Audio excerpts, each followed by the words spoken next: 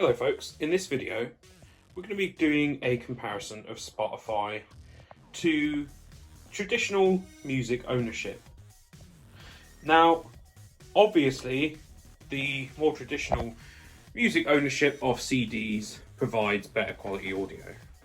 I don't think there's much point in comparing audio quality between Spotify and CDs, seeing as CDs contain an uncompressed version of audio. So we're going to kind of do a different kind of comparison really here. And what we're going to be looking at is the difference between streaming your music and actually owning your music.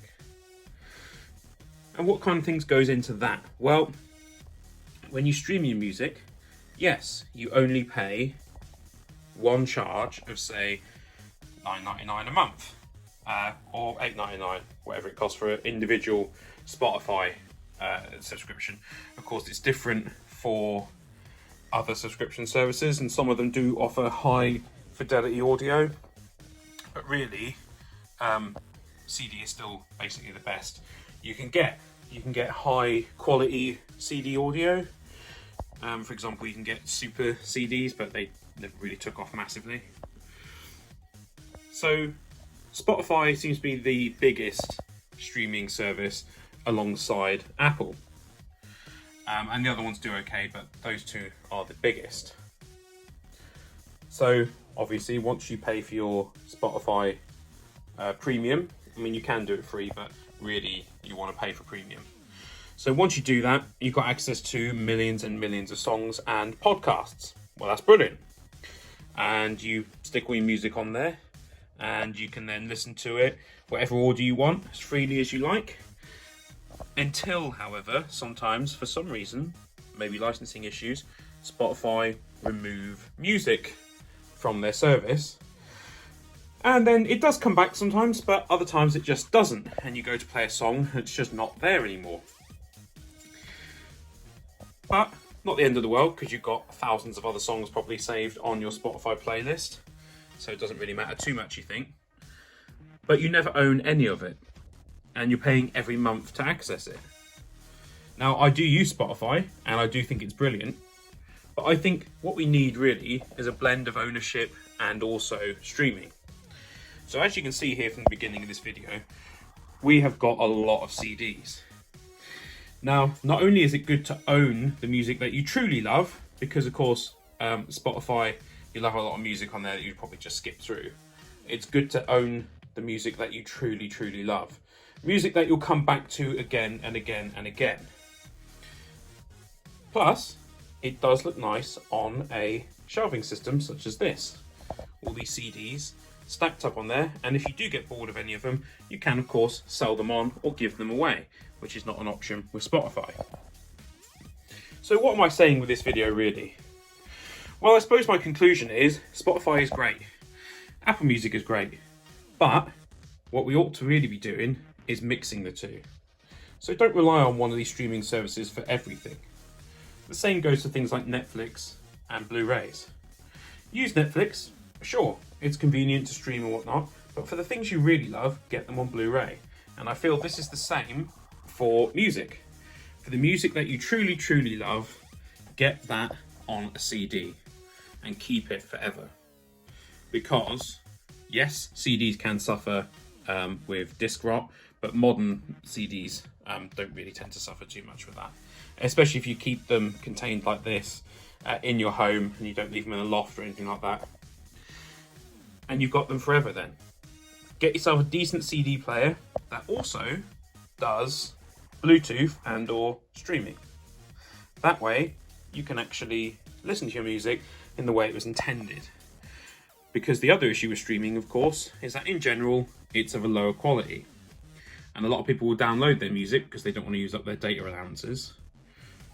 As such, the music itself tends to be of a lower quality because they don't want to fill up their phone either. Is this noticeable all the time? If you're listening to it in your car and you've got a kind of normal sound system, maybe not. Maybe it sounds fine to you. But nothing quite matches up to the sound of a CD in terms of its absolute quality and original mastering process. Now, I would highly recommend that you buy the following CD player, as we have. It's a stereo system and it provides absolutely amazing sound. So I've done a review on this Denon CD player before. It also includes Bluetooth, so you can actually stream your music to it as well. So I feel a system like this offers the best compromise between extremely high build quality and sound. In stereo, you can of course get systems that put the audio over more speakers, but CDs are generally all recorded in stereo, and this has excellent stereo speakers. So a system like this will do a good job of meeting both demands. Or of course you could use something like a PlayStation 3 connected up to an AV receiver that will also give really high quality sound. But this is a good system to be able to just put your music on and actually sit back and relax and just enjoy the music. So what are my conclusions in this video? Own CDs. Own vinyls as well if you've got the space. And even own cassettes. Maybe even mini discs. Remember that physical ownership is a type of freedom. When you own something physically, you own the license to it in perpetuity. If you don't own it physically, it can be taken away at any time. This applies to many different things, but movies and music and games are some of the biggest issues in this area. And what we need to do is own the things that we truly love, such that we can use them forever without worrying about licensing issues and all that sort of thing. We can just keep these things, and also they look nice on the shelf. So by all means, use Spotify. A lot of modern cars don't even come with CD players built into them at all. So by all means, do use Spotify, but get yourself a fairly decent CD player, or even a not so good one, and just actually enjoy music. Spotify can cheapen music at times, along with other streaming services, because it makes the music so abundant and so widely available that you actually don't take the time sometimes to truly sit down and listen to a new album and really take it all in. And this is where things like CDs can be a godsend. So go ahead, use your Spotify, it is a brilliant service, but get your CDs as well. So I hope you found this video useful. I know it's not a true comparison of audio quality, because I think that's been done to death, and at the end of the day, CD is basically always going to be the best in terms of audio quality anyway.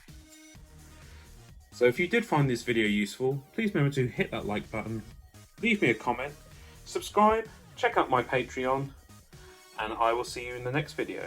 Thank you very much for watching.